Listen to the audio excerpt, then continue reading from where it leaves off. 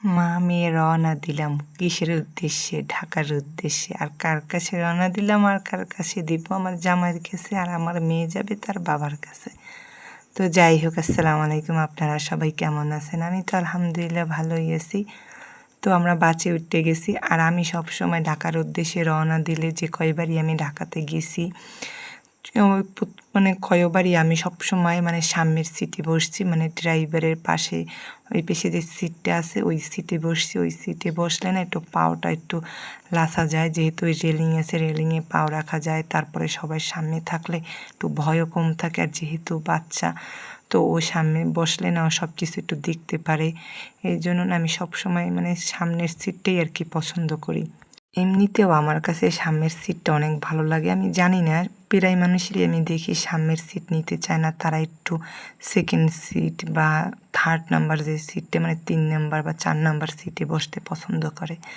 তো যাই হোক, আমাদের বাস ছাইড়া দিছে আর আমরা সুন্দর করে চলতেছি। আমাদের এই বাস সিস্টেম আইসা না অনেক উপকার হয়েছে। হ্যাঁ, আগেও বাস ছিল, যেহেতু ফেরিতে যাওয়া লাগতো, অনেক দেরি হইতো। তো তার থেকে না এখন মানে পদ্মা ব্রিজটা হয়ে অনেক অনেক উপকার হয়েছে। এই একটা বাজার গেছে, তো বাজারটা খুবই সুন্দর ছিল। তো এর লাগে একটু ভিডিও করলাম। মানে রোডটা না খুব ভালো লাগে।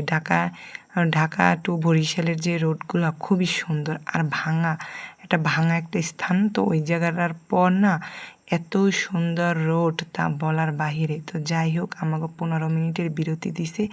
ওই সময় আমরা একটু সিঙ্গারা কিনছিলাম, তারপরে বাবুর জন্য চিপস কিনছি, পানি কিনছি। তো এইগুলো আর কি খাইতেছি। যেহেতু আমি জার্নিতে বসে বেশি কিছু খাই না, খাওয়ার ভিতরে একটু মানে আমরা বানানি, তারপরে চালতা বানানি এইটাই বেশি পছন্দ করি।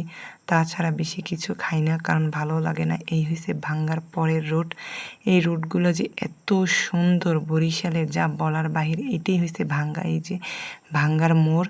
আর আমার এই যে ভাঙ্গার মোড়টা না আমি প্রত্যেকবার যে মানে যে সময় ঢাকাতে গেছি কয়বারই আমি ভাঙ্গার যে মোড়, এই মোড়টা ভিডিও করছি। ওই পাশ দিয়ে খুলনার রোড, ঢাকার রোড, তো এরকম আর কি রোড, অনেক রোড এইখান দিয়া। তো মানে বাসে বইসা যতটুক ভিডিও করা গেছে আমি অতটুকুই করতে পারছি, বেশি আর কি করতে পারি নাই। তো যাই হোক, আর অনেক বড় বড় ব্রিজ পার হইতে না খুবই ভালো লাগে। এটা হচ্ছে পদ্মা ব্রিজ। তো যাই হোক, আমাদের পদ্মা ব্রিজ হয়ে এত উপকার হয়েছে আমাদের বরিশালের মানুষের, যা বলার বাহিরে। আমার মেয়ে কি সুন্দর জানলার ফাঁক দিয়ে দৃশ্য দেখতেছে, আর আমারে চুপ করতে বলতেছে না। আমাদের মানে পিছনে যে সিট, ওই সিটে একটা বাচ্চা আছে, ছেলে। তো ছেলেরা যে চালাক হয় এটা ঠিকই, মানে অতিরিক্ত চালাক হয়।